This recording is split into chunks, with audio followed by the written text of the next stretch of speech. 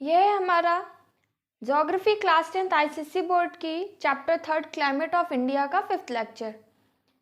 इस लेक्चर में हम क्या देखेंगे, कुछ ऐसे क्वेश्चन हैं जो उसमें इस चैप्टर में रह गए होंगे, जो थोड़े बहुत टॉपिक उसको हम इसमें समझा रहे हैं, या फिर जिसमें कंफ्यूजन हो सकती है उस क्वेश्चन को हम इसमें करा रहे हैं।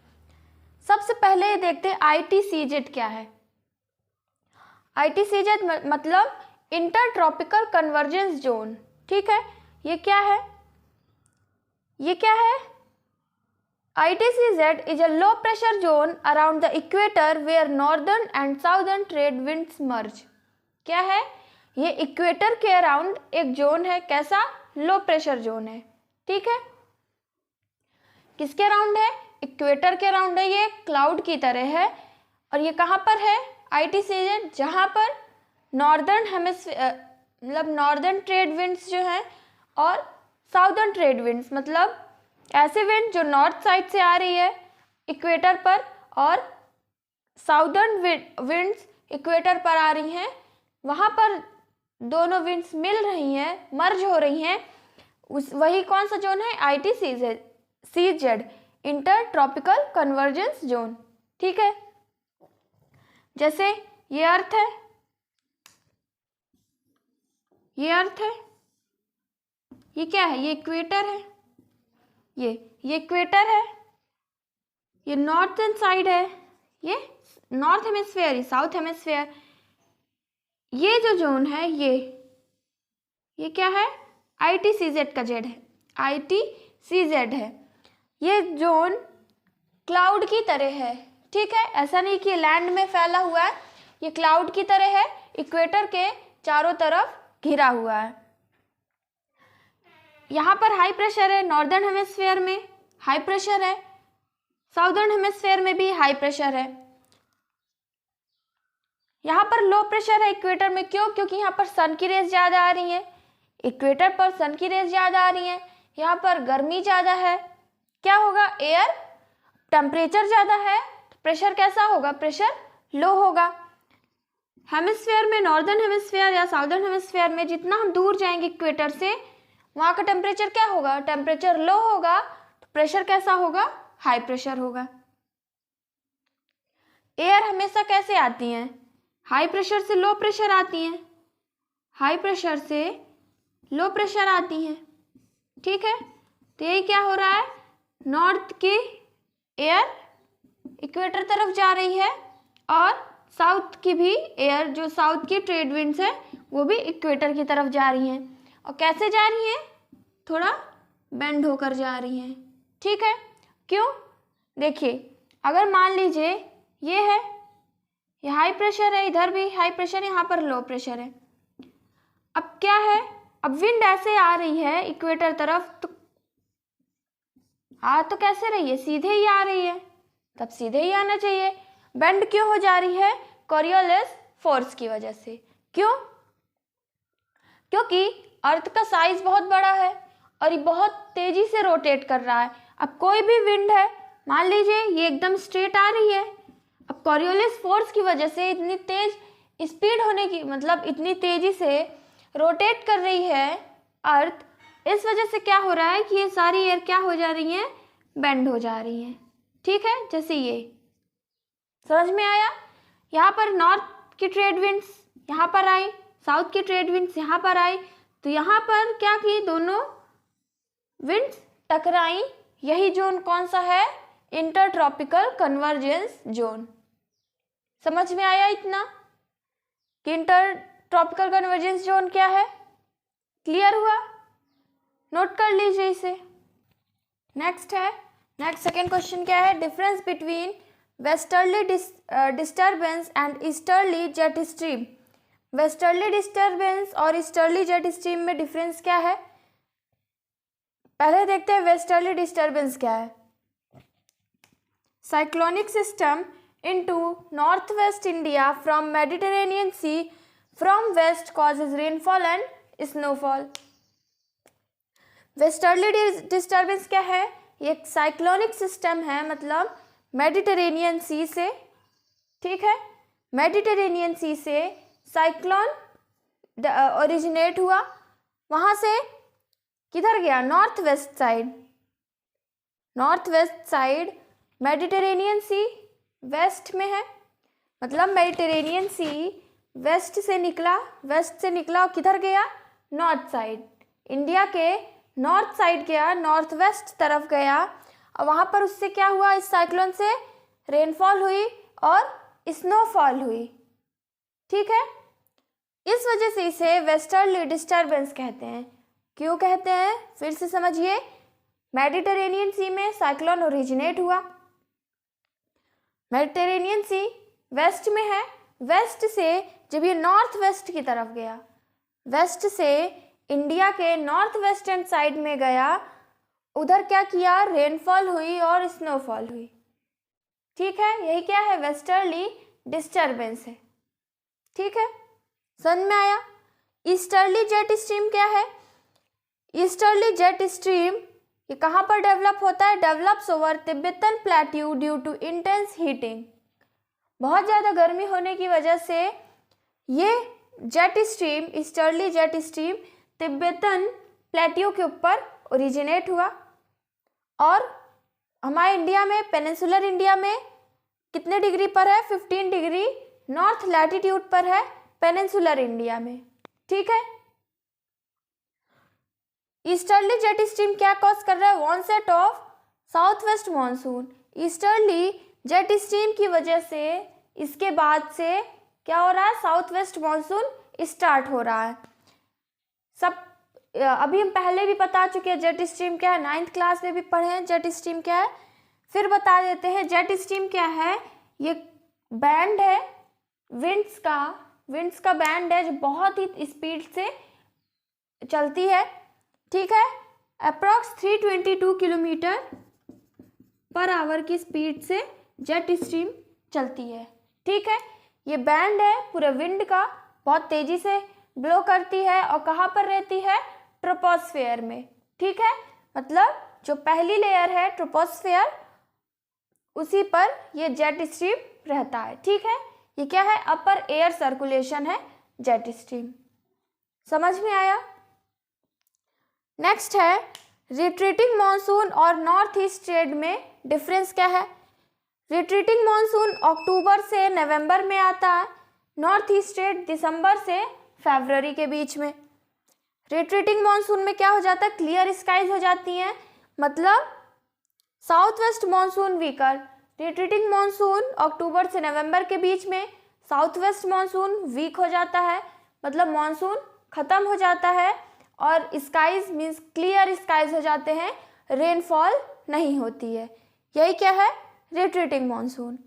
नॉर्थ ईस्ट ट्रेड क्या है, दिसंबर से फरवरी में rainfall over coastal region of Tamil Nadu. North east trade, ये जो नॉर्थ ईस्ट विंड्स आ रही हैं, इन विंड्स की वजह से जो रेनफॉल हो रही है, और ये रेनफॉल कहाँ पर होती है, नॉर्थ ईस्ट मानसून कहाँ पर आता है, कोस्टल रीजन में।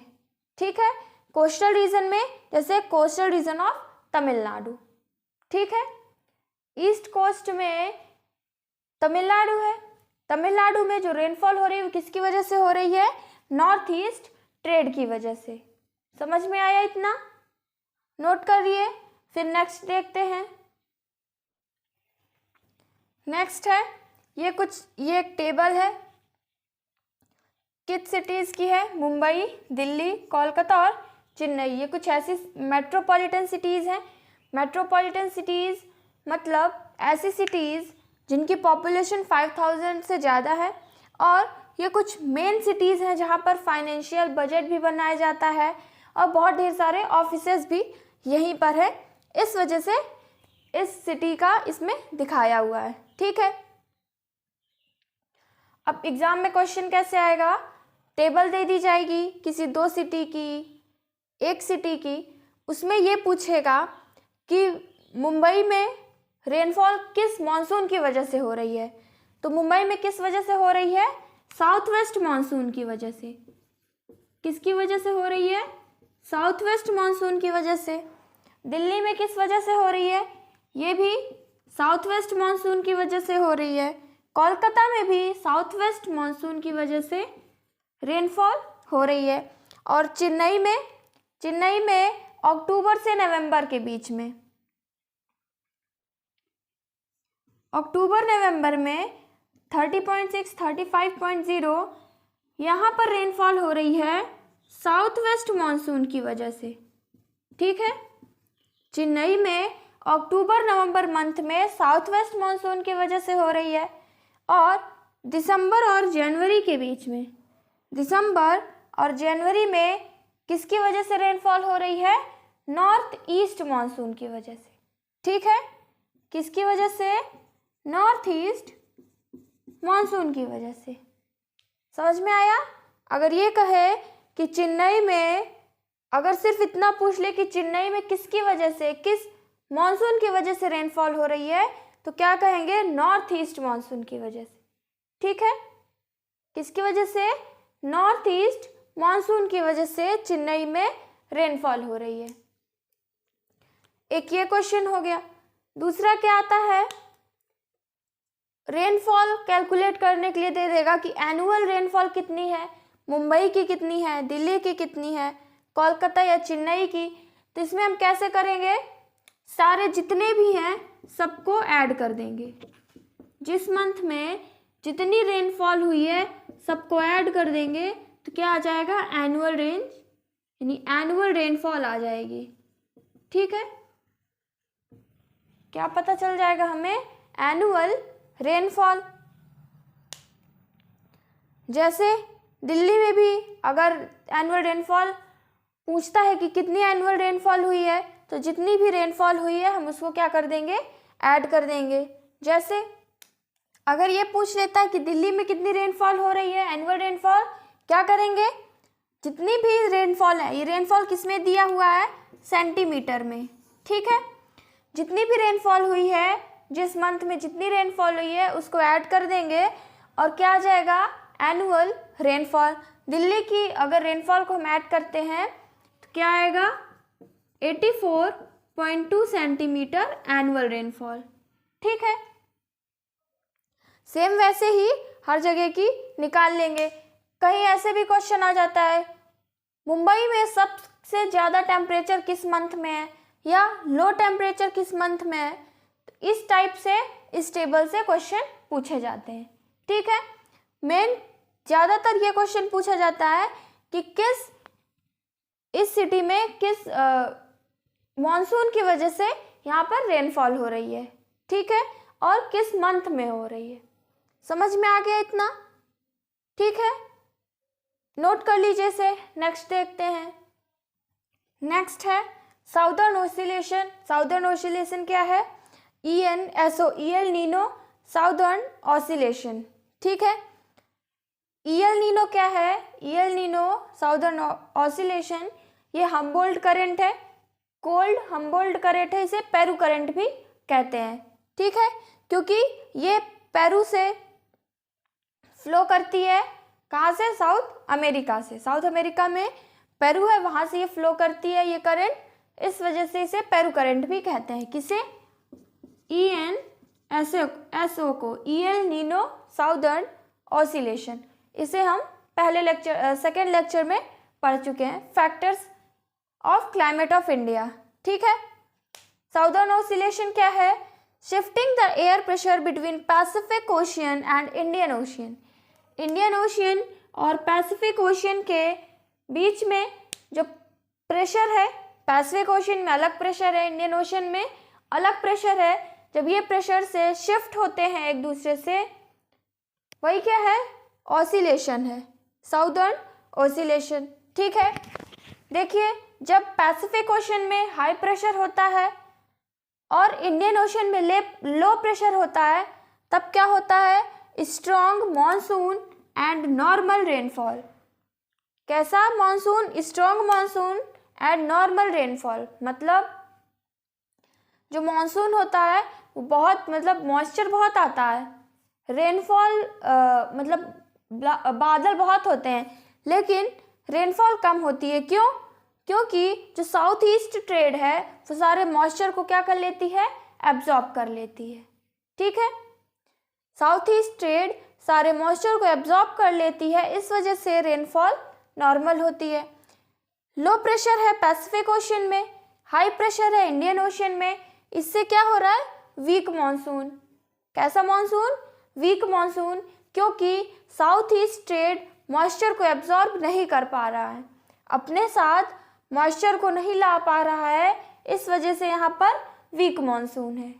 ठीक है, समझ में आया।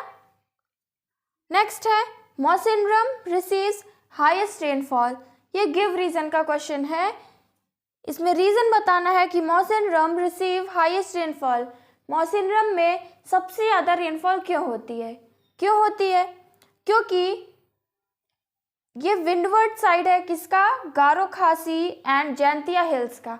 ये कहाँ पर है, मौसिनरम मेघालय में, मेघालय में है मौसिनरम। ये किस साइड आ रहा है, विंडवर्ड साइड। ठीक है, विंडवर्ड साइड जिस तरफ ओरोग्राफिक रेनफॉल हो रही है। और ये विंडवर्ड साइड किस साइड का है, कहाँ का है, गारो हिल्स, खासी और जैंतिया हिल्स का विंडवर्ड साइड है, इस वजह से यहाँ पर हाईएस्ट रेनफॉल हो रही है। कौन सा मानसून है, साउथ वेस्ट मानसून। और दूसरा है, ये मानसून किधर से आ रहा है, बे ऑफ बंगाल से।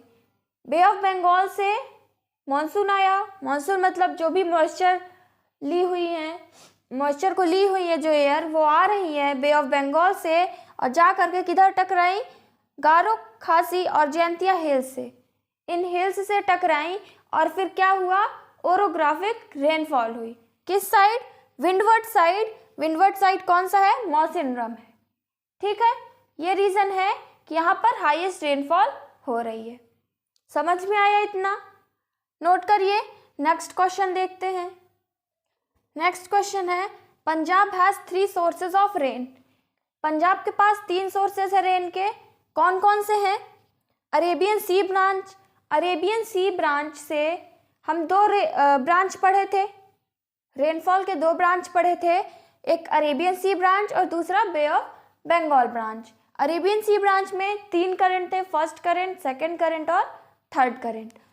तो अरेबियन सी ब्रांच से जो भी करंट आ रहे हैं उससे भी रेनफॉल हो रही है। ठीक है, कहाँ पर, पंजाब में, पहला सोर्स ये हो गया। और अरेबियन सी ब्रांच से जो करंट आ रही हैं वो कौन सा है, उससे क्या हो रहा है, साउथ वेस्ट मानसून हो रहा है, मतलब साउथ वेस्ट मानसून ओरिजिनेट हो रहा है। सेकेंड सोर्स है bay of Bengal branch. Bay of Bengal branch से जो भी करंट है उससे भी रेनफॉल हो रही है पंजाब में। थर्ड है सोर्स है वेस्टर्न डिस्टर्बेंस। वेस्टर्न डिस्टर्बेंस जो वेस्टर्न विंड्स हैं उनके डिस्टर्बेंस से, साइक्लोन से भी रेनफॉल जो हो रही है वो कहाँ पर हो रही है, पंजाब में। मतलब और भी कई स्टेट्स में हो रही है लेकिन पंजाब में 3 सोर्स हैं जिससे रेनफॉल हो रही है। अरेबियन सी की वजह से भी पंजाब में रेनफॉल हो रही है, बे ऑफ बंगाल ब्रांच की वजह से भी पंजाब में रेनफॉल हो रही है और वेस्टर्न डिस्टर्बेंस की वजह से भी पंजाब में रेनफॉल हो रही है। वेस्टर्न डिस्टर्बेंस कब हो रही है, विंटर सीजन में। ठीक है, अरेबियन सी ब्रांच की वजह से साउथ वेस्ट मानसून, और साउथ वेस्ट मानसून कब से कब तक रहता है, जून से सितंबर में। ठीक है, नेक्स्ट है what type of climate does India experience. India किस टाइप का क्लाइमेट एक्सपीरियंस करता है, ट्रॉपिकल मानसून क्लाइमेट। ठीक है, कैसा क्लाइमेट, ट्रॉपिकल मानसून क्लाइमेट। और ये क्लाइमेट किसकी वजह से हो रहा है, मानसून विंड्स की वजह से, सीजनल विंड्स की वजह से ट्रॉपिकल मानसून क्लाइमेट हो रहा है।